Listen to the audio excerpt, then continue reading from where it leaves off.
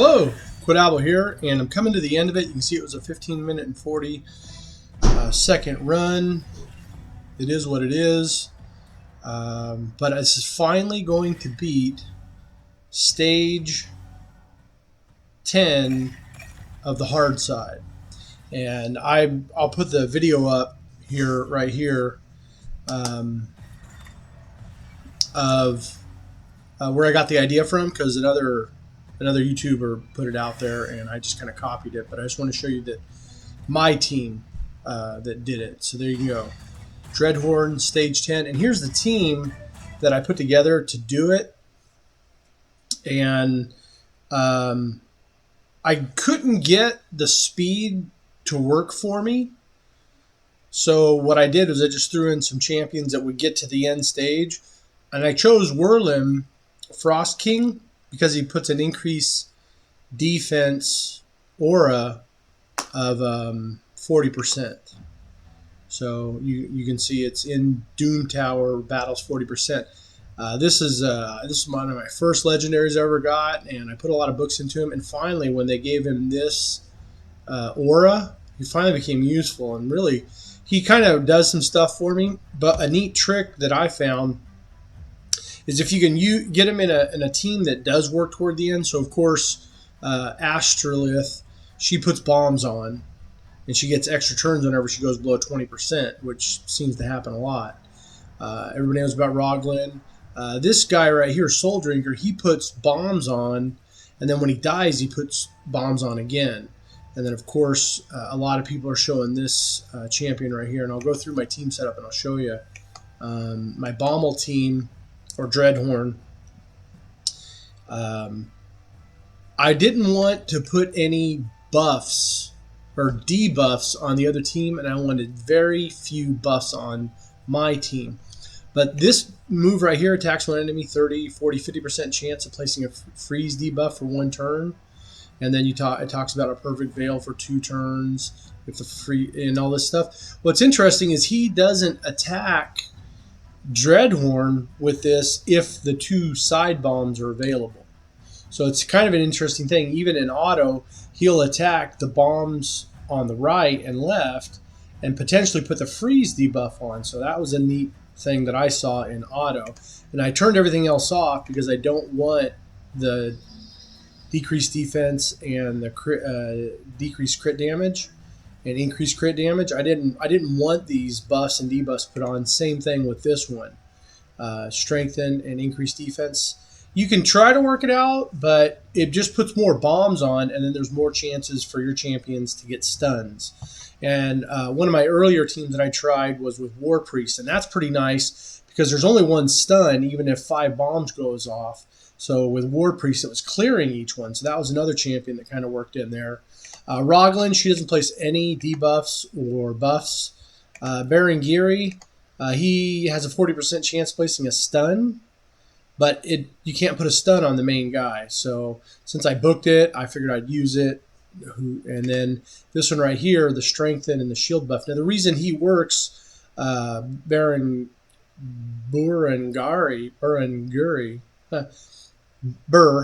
the reason he works is because of this one right here, and he heals his champion by 50% of their max HP whenever an ally or enemy dies. And you can see that I got him up to 63,000.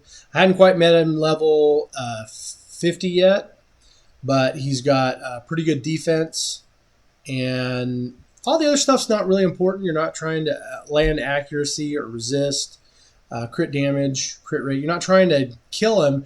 You're just trying to last his hits and then put in your hits. And like you saw, after 15 minutes at 1. But what's nice is you can put these right here. You can put them as an opener, so they can still get at least 1 use of these abilities. You know, at least this one can put on the decreased crit damage and decreased accuracy, and put on the increased crit damage on all your allies. Astrolith, the bombs, 2 bombs that detonate after 1 turn, and it can't be resisted. I thought that was nice. And if she is playing, she can get that hit. Then she had this one where basically the passive effect is what you're using, because you can't trade HP with the bombs or with Dreadhorn. Bommel, you can't exchange HP, but because if it drops below 20%, she gets an extra turn. So the heart rot almost becomes a 3-turn cooldown, depending on how it works out. And then this judgment, I believe that it's like once per your turn, or it could be the 5-turn cooldown. But this skill is reduced by 3 when he does, so it becomes a 2-turn cooldown. And then you get the extra turn. So there's 1 turn, put the bombs on, and come right back 1 or 2 turns later, and then you have the ability to possibly get this constantly coming back. And then Soul Drinker, decrease bomb detonation by 1 turn. Attacks 3 times at random, decreases bomb detonation. Now I turned that one, well, I guess I left that on. I was thinking I should turn that one on because if you're trying to combine that with an HP burn, you want the bombs to stay on there as long as you can. So then the HP burn gets the extra 100% or 200% extra damage per bomb that's placed on him. So you don't want to speed those up per se. And then of course when he dies, he places 2 bombs on everybody that detonate after 2 turns. So that's kind of a nice, if he gets it, if he survives and uses his A3, he's actually going to put 4 bombs on, which can be helpful. And then you got Roglin reviving and giving 100% turn meter. So in the case where this one right here, it's a 3-turn cooldown, well, then he dies, he puts a couple on with the passive, which has a 5-turn cooldown. And then he's revived by Roglin, which makes it like an instantaneous 4-turn cooldown and a 2-turn cooldown. So kind of a nice little feature right there. So this was the team that worked on auto for me. It was nice at being auto because all the other Bommel rounds that I had to kind of manual it. And I was using, where is that champion? I was using Sky Touch Shaman. And it worked at other, on the normal side. But on the hard side, this was just the first one that worked. And I just think it's because I went with a higher defense. I couldn't keep the speed. I could never get the speed high enough, and I don't have the speed like at 240. So if you go back in here, you can see that Baranguri, his speed's only 204. And I was adding an extra 23 or 24% with... who's that guy? With Fushan, because it's all battles. So that was a nice little touch. But yeah, I couldn't get fast enough to get him up above 240 or even 270 with the current equipment. And I hadn't even finished him up to level 59. I was just testing this out because I'm just about to finish off the normal side of Doom Tower. And... it was nice to be able to red dot. Sorry, I saw a red dot. I had to click it. I've only got 2 levels left, so I was trying not to. What is that? Huh. Must be a special reward or something. This Doom Towers reward info. Yeah, you don't know what that one-time reward is. I'll probably see what it is tomorrow. It's probably an icon. This right here. It's probably this right here. Avatar. It's probably an avatar. And you can see, yeah, it's right there. Dark Fey rotation. So I'll probably get this one. You can see I've gotten a couple of the other ones. I don't have any of the hard side. I've gotten to floor 80 or 83 or something one time. So, battle pass avatars. Those are fun little things. I guess I could be that guy or that guy, confirm. But anywho, I just wanted to share what team I used. As far as equipment goes, it's just especially on Bear. I can't say his name today. not level 60, so he's not in the afterthrown. So I raised them all to level 16. I used the regeneration armor, and I used the immortal set. So I used these two to get 18% HP back every single turn. So that was nice. And as you saw, my stats, not too bad. Had a high crit damage, 39% from artifacts. That's because it's the 50 and it's just adding together.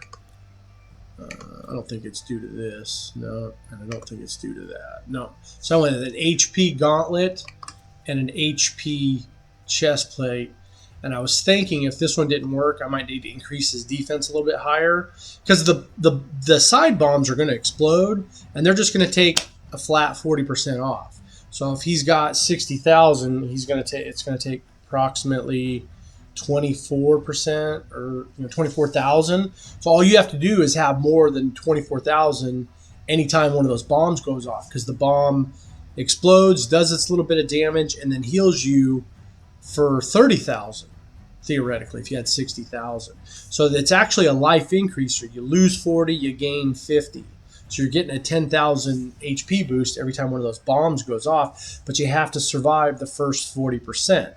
And like I said, that's like 25 or 24,000 based if your HP was 60,000. So anywho, I hope this video was helpful. If you've made it this far and you like what you see, if you could click subscribe, I'd greatly appreciate it.